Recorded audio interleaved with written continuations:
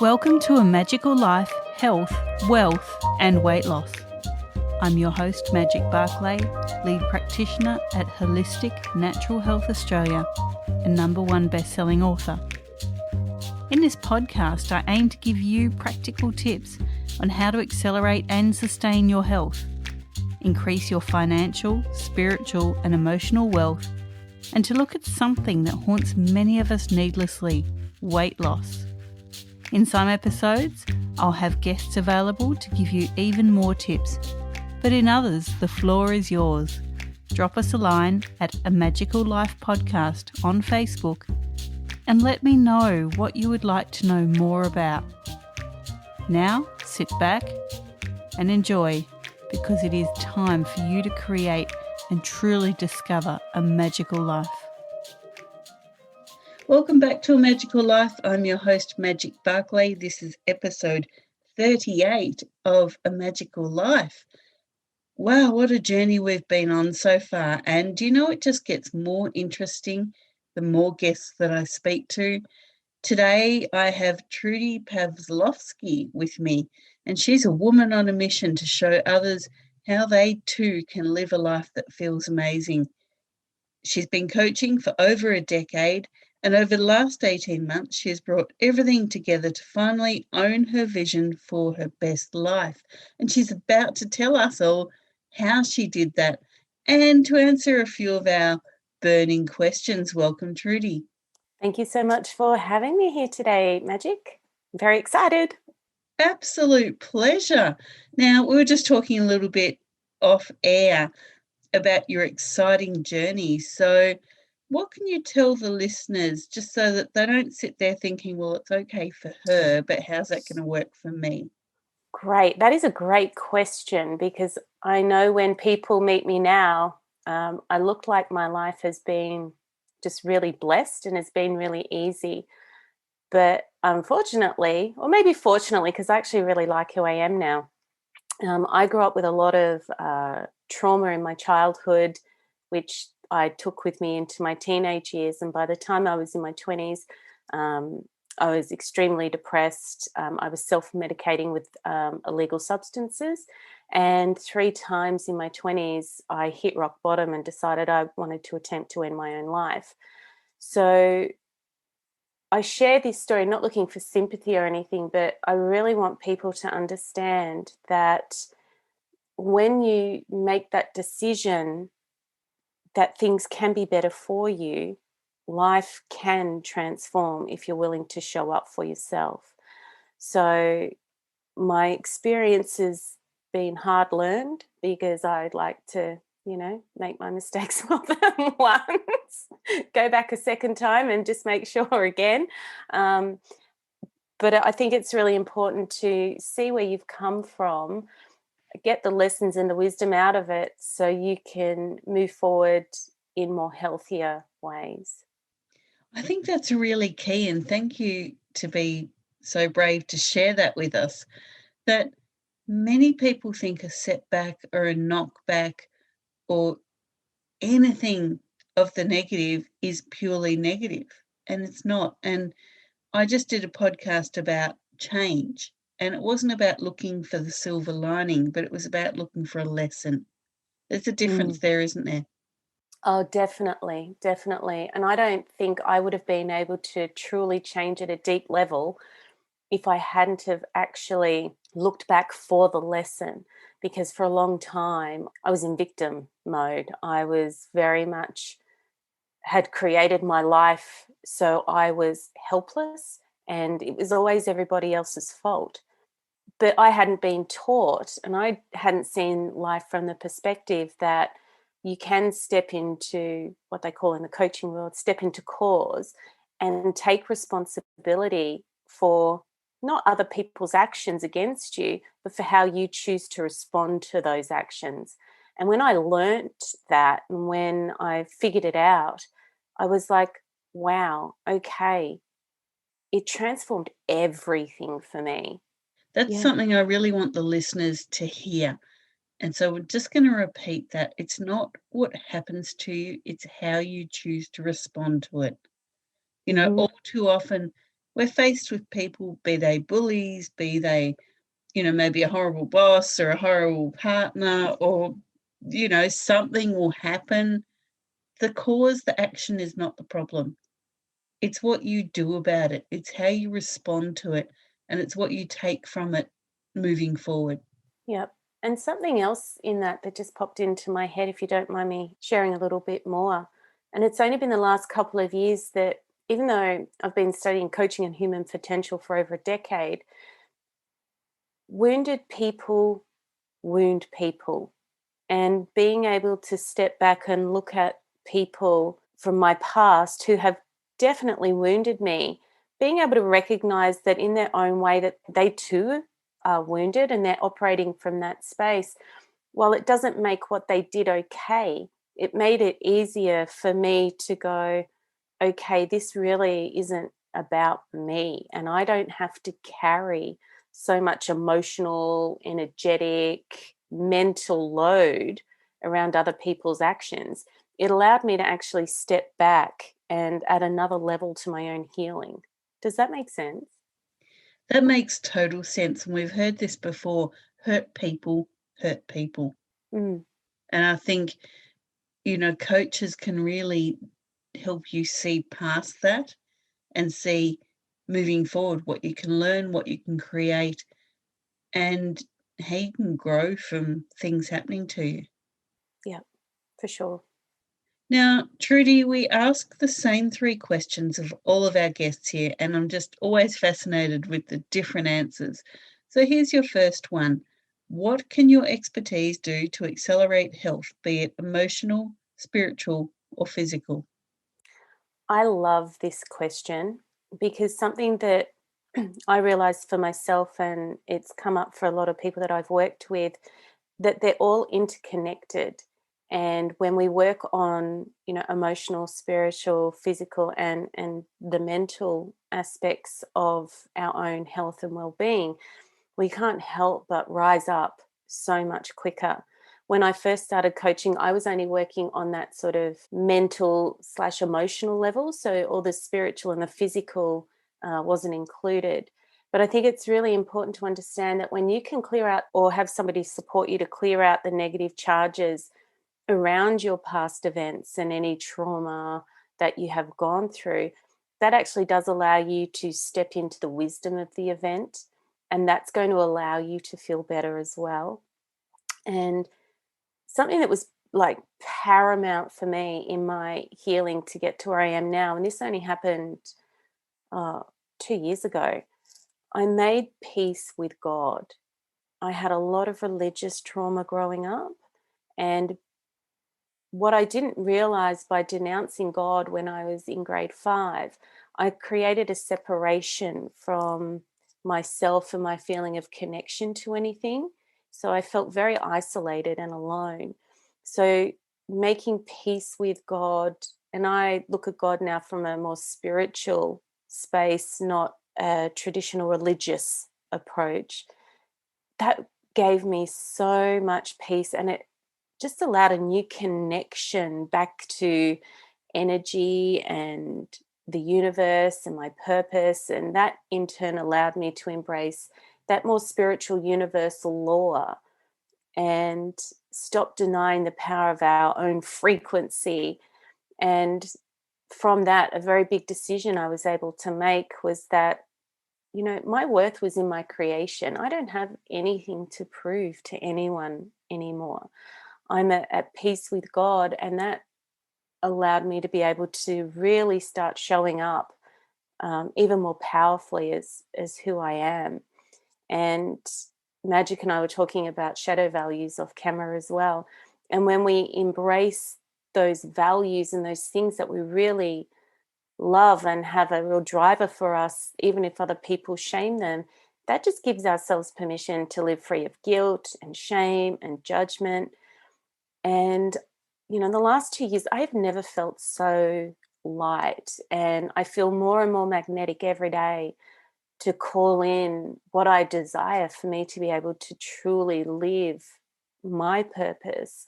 And I feel like this is why I'm here, and why all the pain and the trauma and everything has happened in my life to be able to do the work that I do now. So I feel so grateful for all of it, even though at the time a lot of stuff was not great. But here we are, and I really love who I am now. So when you work on all of those levels, the mental, the emotional, the physical, and the spiritual, all at once, it really can fast track your healing so much more. That's fantastic. And just to remind the listeners, I talked to you about shadow values in episode 24. So that's definitely one to add to your favorites, because many of my guests, Trudi included, will refer to shadow values. And if you can pop back to that episode, you'll get the explanation, just in case you need a refresher on what they are. Now, Trudi, very interesting answer for the next question that I gave you. And we talk about wealth here, be it financial, personal, emotional. So what are your top 3 tips to creating wealth? I believe, and I really wish this was taught in schools and taught at a much younger age, really understanding how your brain works for you. So when you're setting goals around wealth creation, whether it's, personal, finance, or emotional, set goals that step you up to where you want to go. Because quite often we're taught, set that big goal. Like, so I'll use money, for example. So if you've only ever been able to manage to save $100 and you've set the goal to have $1 million, your brain actually doesn't have that capacity to support you because you've never had $1 million before. So instead, if you set yourself up with goals that step you to that, what you do, your hindbrain will feel safe, so it's not going to sabotage you. If you can start creating imagery that makes sense, your midbrain is going to go, okay, this makes sense for us to be able to start saving bigger and bigger amounts.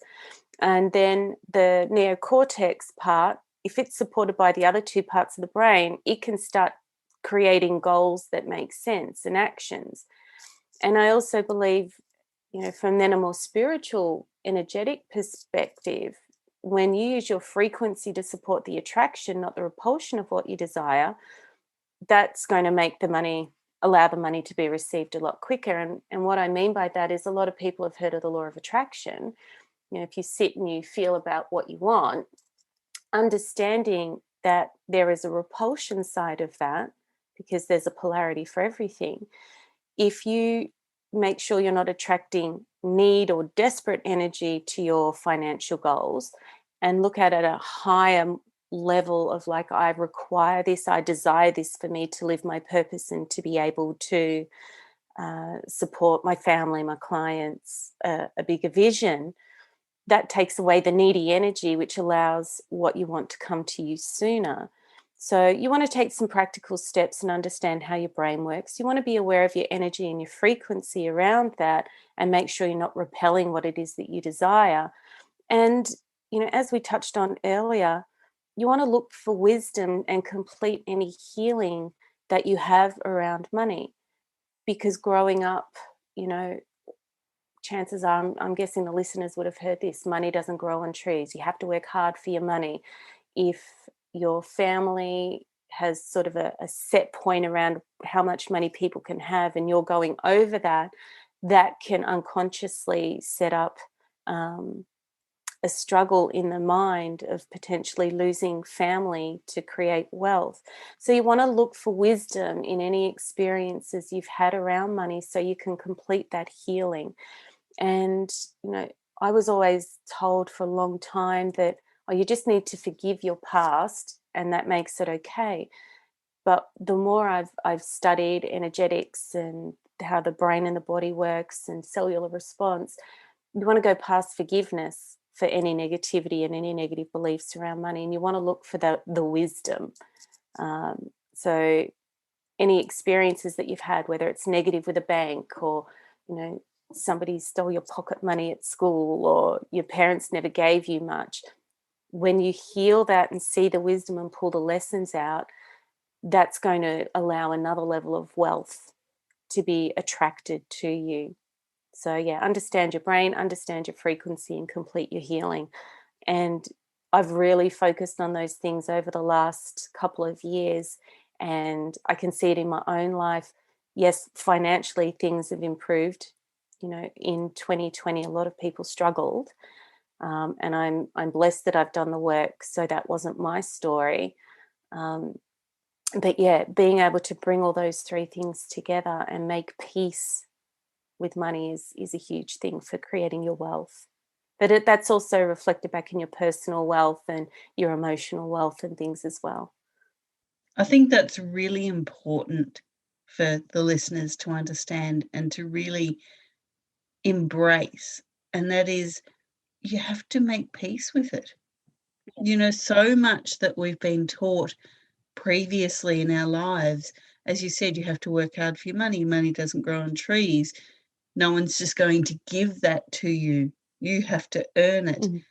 Why do we have to set up wealth as a fear trigger instead of making it a happiness trigger and something that can lift us up, not pull us down? I think there's a lot of conditioning that's come through. Like, I grew up working class. That's just, you know, generation after generation. And, you know, we inherit so much through our DNA. A lot of our beliefs and things are locked in generationally. So being that person in your family to heal that money wounding or whatever those beliefs are, you're actually not only doing it for yourself, you're also setting free future generations. But not wanting to go down rabbit holes of, you know, conspiracy theories or anything, but, you know, there needs to be a working class and there needs to, you know, be a rich according to some trains of thought. So school, you know, I'm sure you've seen the meme, like, school is set up to teach people to be workers. It's not set up to teach people to think freely and to dare to dream and look beyond themselves for a bigger purpose. And this is why I get so excited about what I do, because I want to break those patterns and those old beliefs and open up the possibility that, you know, no matter where you've started from, things can get better. They can for everyone, and not everyone has the same starting point, and I totally respect that. But things can get better from where you are. I think embracing that things can get better incrementally can be quite healthy for people.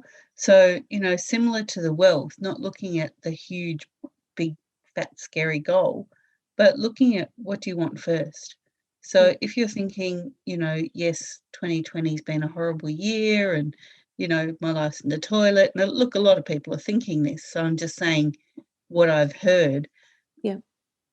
Instead of looking at that, just go, okay, maybe my job was impacted. Maybe I went into a lockdown somewhere around the world, but I still have me. I still have the birds in the trees outside are still feeding on the flowers. The sun is still shining, or the snow is still falling, depending on where you are in the world. And you need to look at the smaller factors of life and appreciate those. And that's just reminded me something. When I learnt this, it was so huge for me.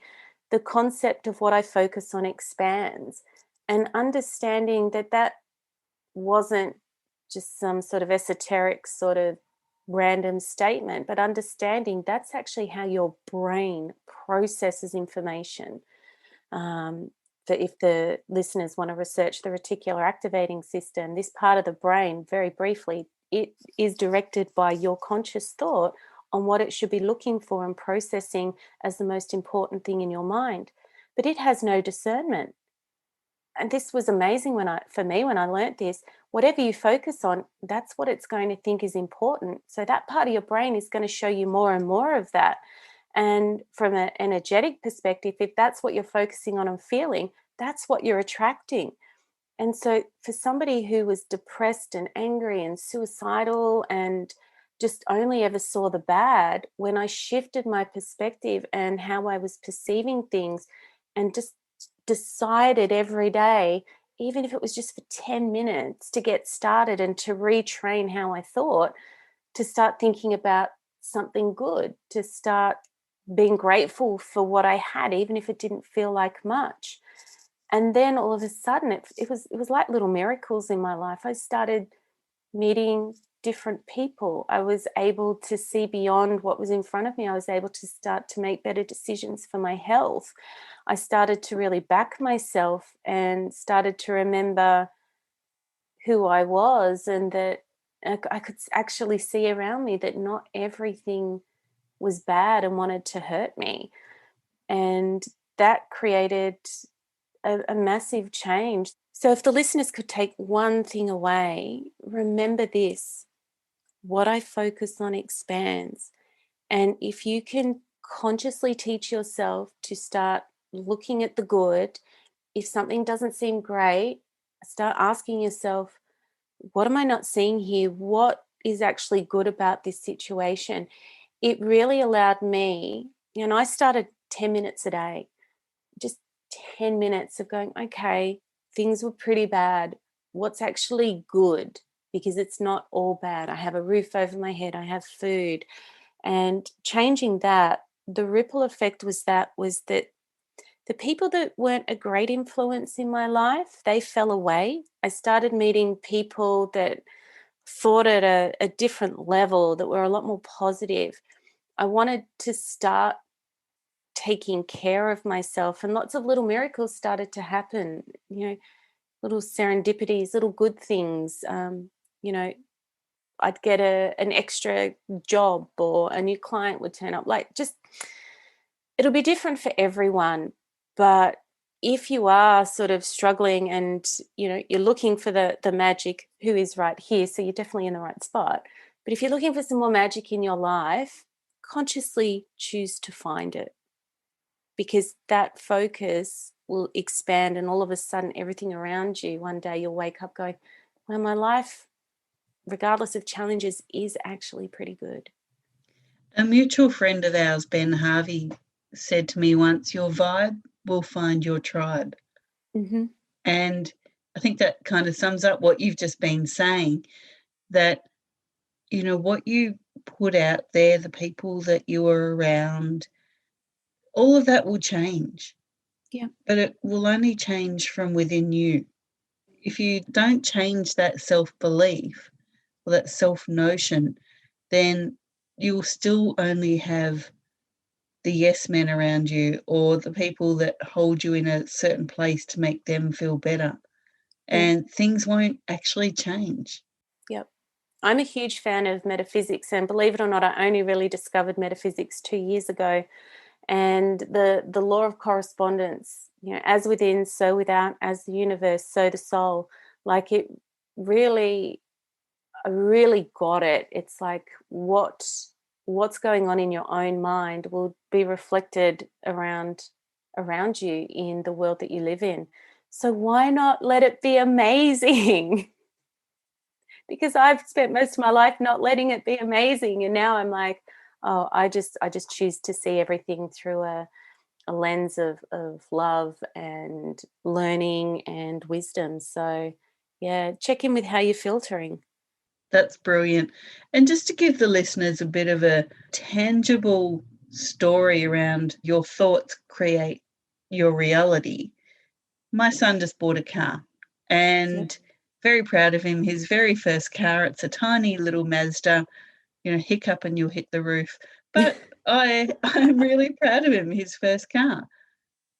I have never seen this type of car on the road, never even noticed it. Knew it existed, never noticed one. When I was out driving yesterday, I think I saw about 30 of them. Yep. It's because it was in my mind and I was thinking about it, and I'd just done, the drive.com.au research on, is this a safe car for my boy? Yeah. And all of a sudden, everywhere were overpopulated with this little thing. That's the perfect example of the reticular activating system, and what you focus on expands. Perfect example. Totally. So I thought I'd share that just to make it really easy. Now, our third question that we always ask people is about weight. Yes. Many of us battle our weight quite needlessly. We know that stress is a big part of weight issues, and that it's not just about what you put in and what you put out. So what can you tell us about your weight battles? Okay. Well, back in 2017, I was in what I was in denial about for a little while, but I was not in a very healthy relationship. And so in 2017, I started eating more than I usually did. And I put on a fair bit of weight. And that relationship ended in 2018. And I started pretty much seeing somebody pretty much straight away. And I was 12, 13 kilos heavier than I'd ever been in my life. And it might not sound a lot to the listeners, but those extra kilos caused a lot of problems for me. Like my body it ached all the time. I could hardly walk a block without my knees hurting. And I had massive, massive inflammation issues in my body. It was so bad my arms would ache in the middle of the night, and to attempt to get some relief from the pain, I would go downstairs and I'd put them in the freezer or put them up against a cold window. It was awful. And in all of that, because I'd never been more than a size 10 before, and none of my clothes fit. I just felt so uncomfortable in my body. My sex drive was gone, so my relationship with the person I was seeing at that time was just a nightmare. And he ended up moving on and seeing somebody else. And I just hated looking at myself in the mirror. And it wasn't until the start of 2019, I found out about the other woman. This person and I broke up. He spent 6 months attempting to get me back, and I was like on this just emotional roller coaster ride. And by the time I was ready to work it out, he'd moved on, and I was just in a massive space of self-loathing, and I didn't want to go back down that path. But I also knew going on some sort of restrictive diet where, I wasn't allowed to have food would just mean I would eat more of it, because I'm one of those people. I don't like being told what to do and what I can and can't eat or have or whatever. So I looked at fasting and found some science-based information, did a lot of research around it. So I started fasting, and it started out, an 8-hour eating window, and now I'm down to about 6. That works for me really well. Started being a lot more aware of what I was eating. I actually also in that stopped working 12 hours a day, because I was working on things that weren't getting me results.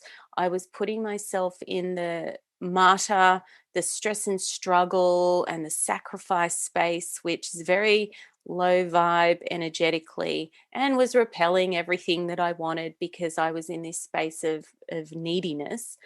And in doing that, embracing metaphysics, my body transformed. I started doing like little morning workouts. I started just for fun. A little side story. My older sister's hiked the Kokoda Trail. My younger sister plays football for Essendon at the VFL level. And they're like, all my family is super fit. And so I'm like, I'm going to see if I can start running. And it started out, I could run like half a block before I had to stop. But I was just looking at little challenges to build up my health. And last year had some personal emotional stresses around this particular relationship. But in that, I was able to cut back on the sugar. And so my body strength increased, my gut health improved, which then improved my mood. My weight dropped, and I started feeling really good about myself again. So I know fasting isn't for everyone, but doing the research around what's going to work for you, because I knew diets wouldn't work for me with the way that I think. But the bonus in all of that, cutting back all the sugar and moving and everything again, yeah, I lost weight, so I didn't have to buy a whole new wardrobe, which was good. But improving my gut health, because I only learnt in the last couple of years that the gut produces serotonin and that helps your mood and all of these things, absolutely transformed my life. Now, it didn't happen overnight, but for me, ultimately around my weight, it was very much all started in my mind, because I can look back now and realize I started eating in 2017 because I was attempting to repel this man in my life, and unconsciously it was like, well, if I put on all this weight, he won't be attracted to me. He did say to me, he goes, I don't mind you having a bit of weight on because that means you're less attractive to other people. So it didn't quite work out. The things we do. But yeah, stabilizing that, fixing my eating patterns, and cutting back on the sugar and building up my strength again, all of those, once again, incrementally over time, have really brought me back to optimum health. And one of the drivers was that I'm 46 now. So last year, like, I remembered reading an article that said when you hit 45, if you don't manage your weight then, that's when your metabolism and everything really starts to shift. So I had a couple of different drivers in there to really support me to make the decision. It really just, I needed to make the decision that I valued myself enough that I didn't have to suffer and struggle in pain anymore. So hopefully that all makes sense. It does. That's fantastic. And thank you for sharing that. And just for the listeners, a few key things that Trudi just mentioned: inflammation, sugar. These things can be dealt with, and your weight may not be a weight issue. It may be a gut issue. It may be an immune system issue. And for help with all of that, just contact the team at Holistic Natural Health at holisticnaturalhealth.com.au, and they can help you with finding what your weight issue may be. Now, Trudi, we love to give listeners freebies here. We're all about the giving. What can you offer the listeners? I remember what it was like when I first started in my coaching business. I didn't know how to get clients. I just knew what I did was awesome. But imposter voice and uncertainty really held me back. So this is why I've created the credibility boosters for new coaches. Although anyone who's new to business will definitely benefit from this free ebook. So sign up and download it and let me know what you think. Fantastic. Now, Trudi, people can find you on Facebook at Happiness Technician or Trudi Sparkles Pavlovsky. Yes. And you're also on LinkedIn, Trudi Sparkles Pavlovsky. Thank you so much for sharing some of your journey with the listeners today. I'm sure they will get some amazing insights when they re-listen to this episode. And maybe one parting word for the listeners. Remember who you are. Your worth doesn't need to be proved to anyone. You're worthy because you're here, and that means you're allowed. So whatever your dreams are, you're allowed to have them. If you can think it, you can create it. I love that. Now, that was episode 38 of A Magical Life. In episode 39, we have Andrea Pierce coming on talking about the Triple S project, which they produce some amazing materials, great for perfect gifts for yourself, for a loved one, and things that can help boost your spiritual and personal journey. We'll look forward to talking to Andrea soon. But for now, thank you so much, Trudi. And listeners, go forth and create your magical life. Thanks for listening today. Please subscribe to hear future episodes, leave a review, and share this podcast. You can follow us on Facebook at A Magical Life Podcast or at Holistic Natural Health Australia. That's holistic with a W. You can find us on Instagram at Holistic Natural Health or at www.holisticnaturalhealth.com.au. That's where you'll access all sorts of articles, freebies, and more.